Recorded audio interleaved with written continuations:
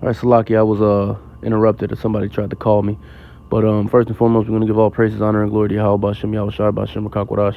Double honors to the apostles, the elders, and the men of great millstone. Shalom to the Akim, and if you walk who may be listening. This your brother Batakallah. And, we're going to continue on in this lesson, Lord willing, to be edifying. But as I was saying, we're putting off, the thought process of this world, and we are, being renewed with the thought process of Yahweh Bashem, Yahweh Shai, man. All right, and that's what we striving to do every day.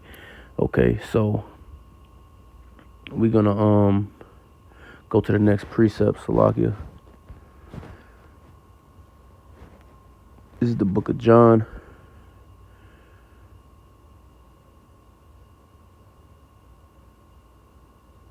This is the book of John, chapter 3. And I'm gonna start at 1. This is John 3:1. There was a man of the Pharisees named Nicodemus, a ruler of the Jews. The same came to Yahushua by night and said unto him, Rabbi, we know that thou art a teacher come from Yahweh, for no man can do these miracles that thou doest, except Yahweh be with him. And Yahushua answered and said unto him, Verily, verily, I say unto thee, except a man be born again, he cannot see the kingdom of Yahweh. All right, so you have to completely change your thought process and become new, in order to be able to receive this truth and to grow in this truth and to receive salvation. Salaki, not to receive, in order to receive salvation, you have to be completely born again, man. All right, the Lord is not coming back. Yahweh Shai is not coming back to deliver no niggers, man. All right, all of that nigger shit and that weak, wicked thought process is going to be left here and destroyed. All right, it's not coming into the kingdom. This is verse 4. It says, Nicodemus saith unto him, How can a man be born when he is old? Can he enter the second time into his mother's womb and be born? And Yahushua answered, Verily, verily, I say unto thee, except a man be born of water and of the Spirit, he cannot enter into the kingdom of Yahweh. All right, so Yahushua is letting them know that you got to be renewed and reborn through the word of Yahweh. Yahweh Bashem Yahushua, through this word, man. That's what the water is speaking of. All right. You gotta be spiritually renewed and change your whole way of being. And you use these scriptures and this knowledge, wisdom, and understanding, and first and foremost, the spirit of Yahweh Bashem Yahushua to do that, man. All right. This verse 6, that which is born of flesh is flesh, and that which is born of spirit is spirit. Marvel not that I said unto thee, ye must be born again. All right, so, we got to be completely renewed, spiritually first and foremost. All right, and that requires us to let go of all of the things that we've been taught here and all of the ways that we've been taught here, because at the end of the day, this place is going to get destroyed, and all of the ways of this place are going to be destroyed right along with it. All right, this is Matthew chapter 18 and verse 1. At the same time came the disciples unto Yahushua, saying, Who is the greatest in the kingdom of heaven? And Yahushua called a little child unto him and set him in the midst of them, Salakia, and said, Verily, verily, I say unto you, except ye be converted and become as little children, ye shall not enter into the kingdom of heaven. Whosoever therefore shall humble himself as this little child, the same is greatest in the kingdom of heaven. All right, so we have to become as children in order to be able to grow in this truth. What does that mean?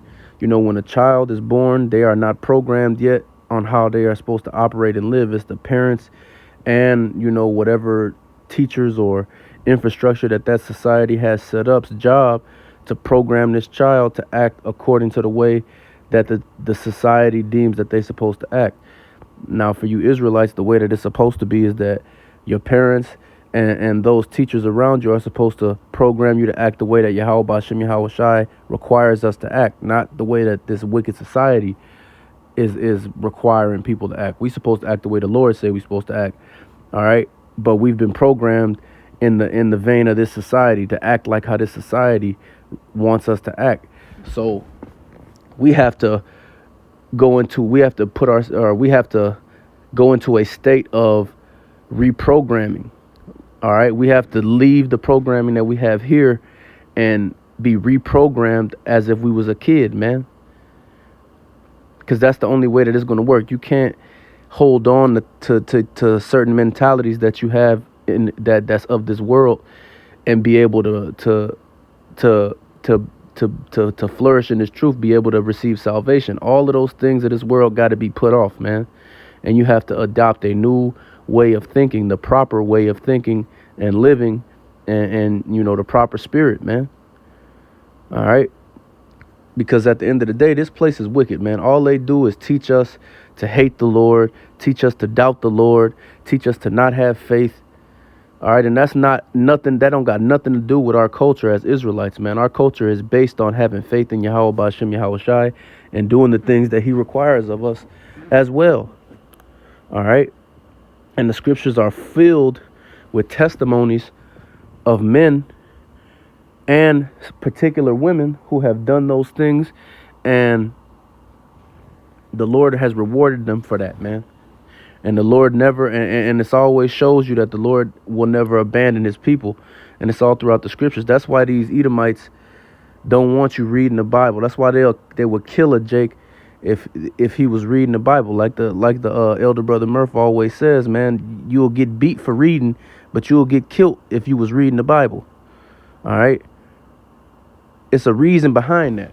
It's a reason why they don't allow that to be taught in schools here. And it's a reason why, even if it is being taught, that Esau strictly monitors and provides guidelines to how it's to be taught if it is being taught.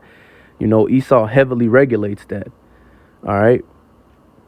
But just like the scriptures say, the Lord wouldn't forsake us and the Lord wouldn't leave His people out to dry. Even with all of those things and all those regulations, the Lord still set up men that have the 100% truth to go out here and to teach this truth 100% directly and correctly without Esau's regulations having any effect, man. And regardless of what Esau do, they can take all the videos down they want to take down. They can demonize. They can do whatever they want to do. The Lord got it set up to where His men are going to teach this truth until He sees fit that we don't need to be outside teaching no more. And then after that time comes, the Yahweh Shai is going to come back and destroy this place and deliver the elect. And that's going to be that. All right.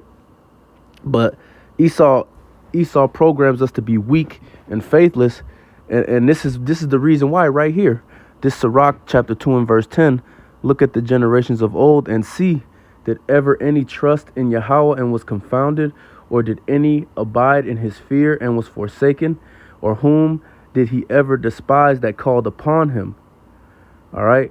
For Yahweh is full of compassion and mercy, long suffering and very pitiful, Salakia, and forgiveth sins and saveth in time of affliction. All right. So Esau don't want you to know that this is really what Yahweh B'Shem is, Yahweh Shai is about as it pertains to His people, man. You Negroes, Latinos, Native Americans, and you speckled birds that look like the other nations, but your seed line goes back to those groups.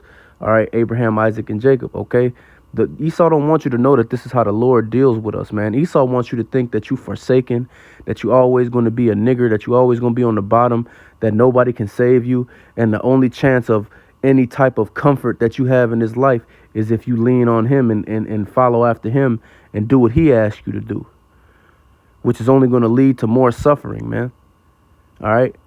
But the Lord has woken up a remnant, and it's a certain number of Jakes.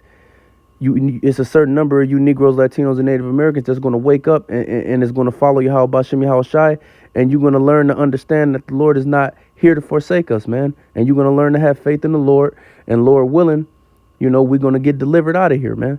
All right.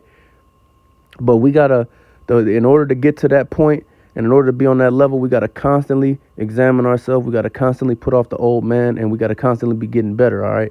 But with that being said, we're going to give all praises, honor, and glory to Yahweh B'Shem Yahweh Shai B'Shem Rakakwadash.